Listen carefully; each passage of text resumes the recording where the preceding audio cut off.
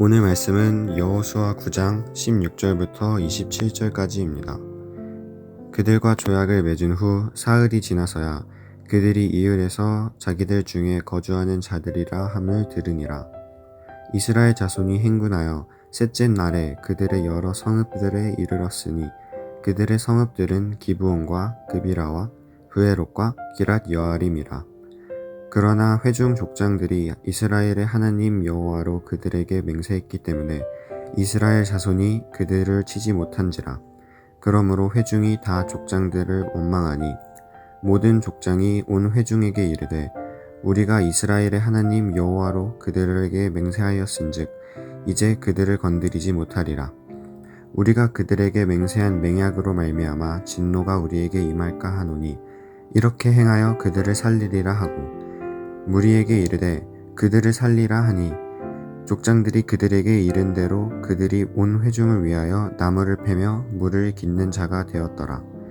여호수아가 그들을 불러다가 말하여 이르되 너희가 우리 가운데에 거주하면서 어찌하여 심히 먼 곳에서 왔다고 하여 우리를 속였느냐. 그러므로 너희가 저주를 받나니 너희가 대를 이어 종이 되어 다 내 하나님의 집을 위하여 나무를 패며 물을 깃는 자가 되리라 하니 그들이 여호수아에게 대답하여 이르되 당신들의 하나님 여호와께서 그의 종 모세에게 명령하사 이 땅을 다 당신들에게 주고 이 땅의 모든 주민을 당신들 앞에 멸하라 하신 것이 우리의 종들에게 분명히 들리므로 당신들로 말미암아 우리의 목숨을 잃을까 심히 두려워하여 이같이 하였나이다. 보소서, 이제 우리가 당신의 손에 있으니 당신의 의향에 좋고 옳은 대로 우리에게 행하소서 한지라.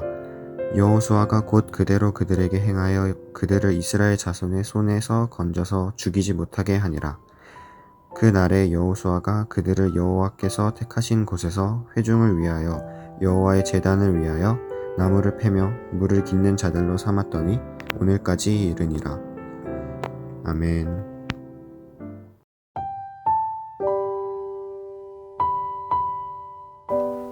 여호수아 9장 1절부터 15절에서는 기브온 주민들이 이스라엘을 속이고 그들과 화친 조약을 맺는 장면을 우리는 보게 됩니다. 그리고 나서 4일이 지난 후 이스라엘은 이들이 자신을 속였다는 것을 깨닫습니다. 이에 이스라엘 회중들은 분노하고 기브온 주민들은 위기를 직면합니다. 그러나 본문에서 우리는 기브온 주민들에게 주어지는 두 가지 은혜들을 보게 됩니다. 기브온 주민들에게 주어지는 은혜는 무엇일까요? 그것을 함께 보며 우리가 받은 은혜는 무엇인지 함께 묵상해 보고자 합니다. 기브온 주민들이 받은 첫 번째 은혜는 맹세로 인해 보호를 받은 것입니다. 이스라엘 회중은 기브온을 쫓아낼 수 없음을 깨닫고 족장들을 원망합니다. 기브온을 쫓아내지 못하는 이유는 그들이 이들과 맹세를 했기 때문입니다. 물론 이들은 속아서 어쩔 수 없이 맹세를 하였지만 이들은 이스라엘 하나님 여호와로 그들과 맹세를 하였기 때문에 그들을 치지 못합니다. 만약 이들이 맹세를 어기고 기브온 주민들을 친다면 여호와의 이름으로 거짓 맹세를 한 것이 됩니다. 그럼 이들은 하나님의 이름으로 함부로 맹세를 한 죄를 짓는 것과 맹세를 함부로 저버림으로써 하나님의 이름을 망명되게 하는 죄를 짓게 됩니다. 결국 이들이 맹세를 저버리고 기브온 주민들을 치게 된다면 이중으로 죄를 짓게 되고 맹세를 저버린 죄로 인해서 여호와 하나님의 진노를 받을 수밖에 없겠죠. 그리고 이 설명을 들은 백성들은 이제 그들을 살리자고 말합니다. 기브온 주민들의 목숨을 부지할 수 있던 이유는 이 맹세가 여호와 하나님의 이름으로 된 맹세이기 때문입니다. 다른 말로 하면 여호와 하나님으로 인해 목숨을 부지하게 된 것입니다. 물론 이스라엘의 실수로 인해 이러한 맹세를 하게 되었지만 하나님께서는 그들의 실수를 통하여 하나님을 두려워한 기브온 주민들을 구원하셨습니다. 이사야 66장 2절은 이렇게 말합니다. 나 여호와가 말하노라 내 손이 이 모든 것을 지었으므로 그들이 생겼느니라. 무릇 마음이 가난하고 심령에 통회하며 내 말을 듣고 떠는 자 그 사람은 내가 돌보려니와. 하나님께서는 하나님을 두려워하는 자들을 돌보십니다. 비록 이스라엘이 실수했을지라도 하나님께서는 그 실수를 사용하셔서 하나님을 두려워하는 자들을 구원하셨습니다. 기브온 주민들이 받은 두 번째 은혜는 하나님의 집을 위하여 나무를 패며 물을 깃는 자가 되었다는 것입니다. 당시에 나무를 패며 물을 깃는 것은 타지에서 온 종들이 하는 일이었습니다. 그러나 종들이 하는 일 중에서도 가장 하찮은 일이었고 가장 낮은 종들이 하는 일이었죠. 여호수아는 기브온 사람들을 불러서 그들에게 왜 거짓을 말했느냐고 물어본 후에 너희가 대를 이어 종이 되어서 다 내 하나님의 집을 위하여 나무를 패며 물을 깃는 자가 되리라 라고 저주합니다. 대대로 이런 일을 해야 한다니 거짓을 한 이들에게 어쩌면 적절한 저주일 수도 있겠습니다. 그러나 다른 관점으로 본다면 이것은 기브온 사람들이 받을 수 있는 최고의 복일 수도 있습니다.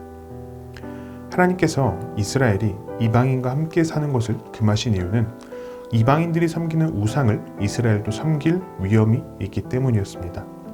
따라서 하나님의 집을 위해 일하도록 한 여호수아의 조치는 이들이 우상 숭배를 다시 할 가능성을 근본적으로 차단하기 위한 것으로 볼 수 있습니다.